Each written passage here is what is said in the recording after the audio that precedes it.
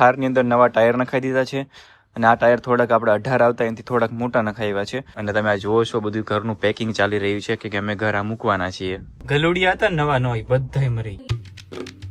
Hey guys, welcome back to my YouTube channel. બધાને મારા હર હર મહાદેવ. 4-5 દિવસથી બ્લોગ ચાલુ જ નથી કર્યો. આજે ચાલુ કર્યો છે. બેનને ત્યાં મૂકીને આવ્યા પછી બ્લોગ જ નથી બનાવ્યો. કાલે થારના ટાયર બદલાવ્યા હતા તો આ રહ્યા એ ટાયર કાઢી નાખ્યા. ટાયરની નકશી તો બહુ બધી સારી છે તો બી મેં હટાવી દીધા છે. એનું રીઝન એ છે કે અહીંયા ટાયરનું સેક્શન આવે કે જો અહીંયા સુધી ટાયર વાપરવાના. હવે અહીંયાથી જો તમે ટાયર વધારે વાપરો ને, જો અહીંયા છે, જો આ ઘસાઈ ગયા લીટી જો વચ્ચે છે ને એ ભેગી થઈ ગઈ છે. હવે આ પાછળનું ટાયર છે, ત્યાં તમને બતાવું ક્યાં છે.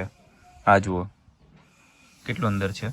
આની મેચ થઈ જાય એટલે ગાડીને કોઈ દિવસ ટાયરને કાંઈ ન થાય. અને જો ભેગી થઈ ગઈ ને તમે ગાડી આંકો તો ટાયર ફાટવાની શક્યતા વધારે રહી છે. થારની અંદર નવા ટાયર નખાઈ દીધા છે અને આ ટાયર થોડાક આપણે 18 આવતા એનાથી થોડાક મોટા નખાવ્યા છે. યોકોહામા કંપનીના ટાયર નખાવ્યા છે અને આ ટાયર છે બહુ કોસ્ટલી પડ્યા છે. અને ટાયર નાખ્યા પછી ગાડીમાં સાવ સ્મૂથનેસ આવી ગઈ. પછી ગાડી રોડ ઉપર ચાલતી હોય તો અવાજ નથી આવતો. અને તમે આ જોવો છો બધું ઘરનું પેકિંગ ચાલી રહ્યું છે કે અમે ઘર આ મૂકવાના છીએ. આઈ થિંક 15 તારીખે આ ઘર અમારે ખાલી કરવાનું થશે. આપેલું તો 1 તારીખનું ભાડું છે, પણ જે આપણે પેલું મકાન રાખવાનું હતું ને એ 15 તારીખે ખાલી કરી દેશે એવું કીધું છે. આઈ એમ સો હેપી. એટલે ઉતાવળમાં બધું જ પેકિંગ કરી લીધું. ટીવી હતી એ પેકિંગ કરી લીધી. એ સિલ્વર બટન એમ જ રાખ્યા છે. ટીવી આવી ગયા, સિલ્વર બટનના ખોખા આવી ગયા, સ્ટોર રૂમ આખો અહીંયા આવી ગયું, ગીઝર આવી ગયું. પછી આ બેગ છે એ ખાલી છે, એની અંદર કપડા ભરવાના છે. અને અહીંયા આ ઢીંગલો છે એને તો બિચારાની પથારી ફરી ગઈ છે અને મારા રિંગ લાઇટ તો ઉડી ગઈ છે તો નવી લેવી પડશે. આર્યા પલક હતા. હેલો, કેટલા દિવસથી બ્લોગમાં નથી, તમને મજા તો છે ને? ગાઈસ, હું તો બહુ હેપી છું કે જૂનું ઘર હતું એ પાછું અમને મળી જશે. હવે 15 તારીખે એ લોકો ખાલી કરવાના છે અને 15 તારીખે અમે ત્યાં જશું અને કલર ને એવું બધું કરાવશું. કેમ કે થોડું ઘરમાં એ લોકોએ ફિટ ને એવું કર્યું હતું ને તો થોડું ખરાબ થઈ ગયું છે એવું છે. સૌથી પહેલા ભાવનગર આવ્યા ત્યારે એ ઘરે આપણે છે ને વોલપેપર લગાવ્યા હતા, ખબર હોય તો એક રૂમમાં. એ વોલપેપર ઉછાળા ગમ રહી ગયો છે અને ઘર છે ને બ્લેક થઈ ગયું. ધૂળ બધી ઉડી અને દિવાલ પર ચીપકી ગઈ છે. સોરી, 15 તારીખે એ છે ને ખાલી કરશે ઘર. એટલે સૌથી પહેલા એ કલર આખો ઉખેડીને કલર કરવાનો નવો. એટલે કલરનું પણ કીધું છે તો પેલા કલર કરશું. 15 તારીખે ખાલી થશે એટલે 2 દિવસ કલરમાં જશે. એક ભાઈને છે ને કાલે હારે લઈ ગયા કે તમે ઘર જોઈ લ્યો, અહીંયા અમારે કલર કરવાનો છે, ખાલી સિમ્પલ વ્હાઈટ જ કરવાનો છે તો તમે કોટેશન આપો. તો ઈ ભાઈ પછી ગયા ઓફિસે. થોડી વાર રહીને ધમુને કોલ કર્યો. ધમુ એની એર વાત તો કોટેશન ઈ ભાઈ કેટલાનું આપ્યું તમે સાચું નહીં માનો, મેં પણ નતું માન્યું. 40,000 રૂપિયા કીધા ખાલી 2 રૂમ અને 1 હોલ ના. 40,000 કીધા. બોલો, કલર સિમ્પલ મારવાનો હતો તો એને 40,000 કોટેશન આપ્યું. ભાઈ મેં કીધું એ યુપી બિહાર ના હતા. મેં કીધું ભાઈ હું ગુજરાતી છું, તમે રેવા દો. પછી ઇન્ડિયન કોટેશન 5,000 માં કાઢ્યું. એટલો ફેર પડ્યો. એ વાંધો નહીં, ચાલો જે હોય તે. મને એવું લાગે થાર લઈને લેવા ગયો હતો ને એટલા માટે ભાવ થોડો વધારે કીધો એ ભાઈ. આપડી કઈ વેલ્યુ નથી, ગાડીની જ વેલ્યુ છે.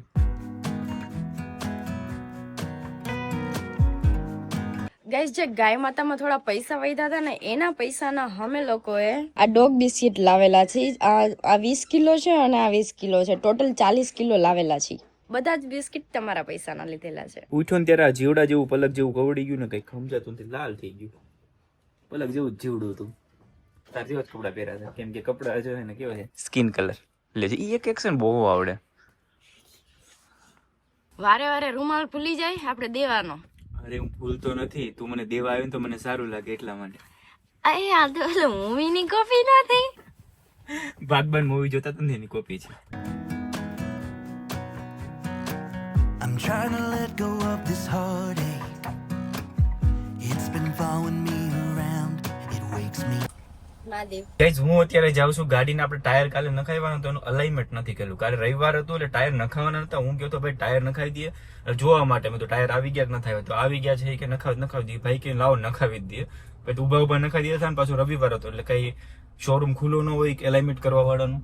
પછી એલાઇનમેન્ટ કરવા માટે હું પાછું મારું કામ મહિન્દ્રાનું છે કે અત્યારે હું છે ને કંપની સિવાય કોઈ ગાડી સર્વિસ, ટોયોટાની ગાડી હોય તો ટોયોટામાં સર્વિસ કરાવવાની, સુઝુકીની ગાડી હોય તો સુઝુકીને સર્વિસ કરાવવાની. એટલે અત્યારે મહિન્દ્રાની ગાડી છે તો આપણે મહિન્દ્રાની અંદર એલાઇનમેન્ટ કરાવવા જવાનું છે. કાલે ટાયર નાખ્યો હતો એટલે એલાઇનમેન્ટ કરાવી આવીએ.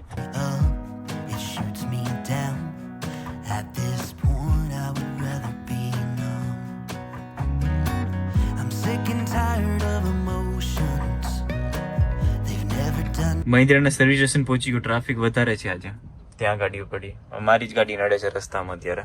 મહિન્દ્રામાં એલાઇનમેન્ટનું જે મશીન છે ને એ અત્યારે ગયું છે બહાર રિપેર થવા માટે. કેમ કે થારના ટાયર થોડાક બહાર રહે એટલે એવી કંઈક ઇશ્યુ આવતી હતી એટલે એ બહાર લઈ ગયા છે. અને આમાં એક સર્વિસ આપણે કરાવી નાખીને ગાડી 40,000 ની તો પણ અત્યારે સર્વિસની નોટિફિકેશન આવે છે. એટલે ઉદયભાઈને ફોન કર્યો છે, ફ્રેન્ડ છે, એ કે ચાલો ચેક કરાવી દઉં, અંદર પેલા એલાઇનમેન્ટ ને બધું જોડાવી દઉં, જો થઈ જતું હોય તો કરી નાખશું આપણે. મહિન્દ્રાના શોરૂમે તો પેલું મેં તમને કીધું ને, લિફ્ટ નથી અહીંયા, તો અલાઇનમેન્ટ નહીં થાય. ચેક કરી, ટેસ્ટ ડ્રાઈવ લીધી, પણ એ ભાઈ એમ કીધું એલાઇનમેન્ટ કરાવવાની જરૂર નથી, તો પણ આપણને એક જગ્યા આપી છે, ચેક કરાવી લઈએ. me any good, just tore me up into bits.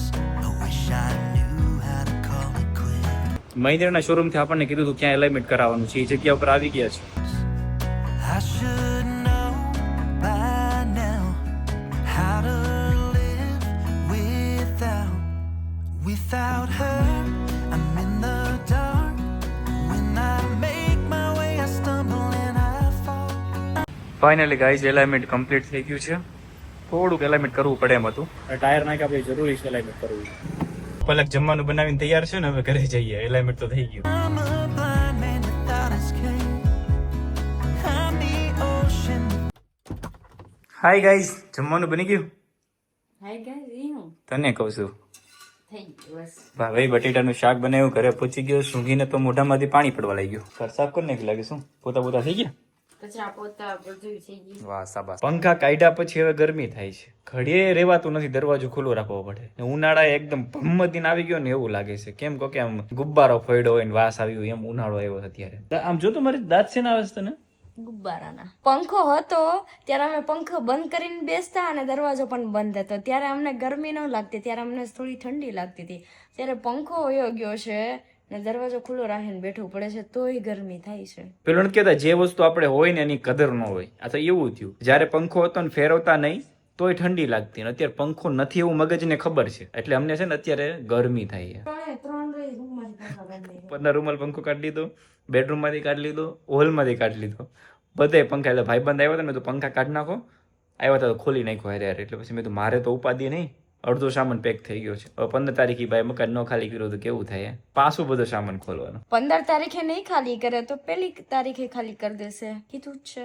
બંનેનો પ્લાન બીનો શાકભાજી નથી, શાકભાજી લઈ આવી. હમણાં તો ઘરનું જ ખાઈશ. ચલો ભાઈ, સીટી વાગી ગઈ આપડી, પાડોહીને ઘરમાં વહી ગઈ. ગલુડિયા હતા નવા નવા, બધાય મરી ગયા. અમને એમ હતું કે ઉનાળો આવી ગયો એટલે ગલુડિયા જીવી જાય. 4 ગલુડિયા મરી ગયા. આજે એક ગલુડિયા સાથે કાલે અમે રાતે તો રમતા હતા, એની સાથે ના દિવસ થયો ને પાછું બપોર થયો ને તડકે સૂતું. મેં કીધું આ તડકે સૂતું એટલે મતલબ જીવતું નહીં હોય, એ પણ મરી ગયું. શિયાળામાં મળે એ બધી ખોટી વાત છે, ઉનાળામાં પણ મરી ગયા બિચારા. પાછું વાતાવરણ સાવ ક્યારેક ઠંડુ સાવ થઈ જાય છે, ક્યારેક ફૂલ તડકાવાળું થઈ જાય છે, એટલે કદાચ હોઈ શકે. Without the waves, the radio's playing. Dhamu મને અહીંયા છોડીને જાય છે શાકભાજી લેવા માટે, અને ધમુ જાય છે સ્ટેડિયમે પૈસા નાખવા માટે. હું બોલે છે સ્ટેડિયમ?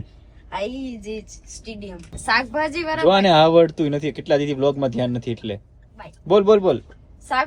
શાકભાજી ને ત્યાં પહોંચી ગયા છે. ધમુ મને અહીંયા છોડીને જાય છે, ને ધમુ જાય છે અત્યારે સીડીએમ પૈસા નાખવા માટે.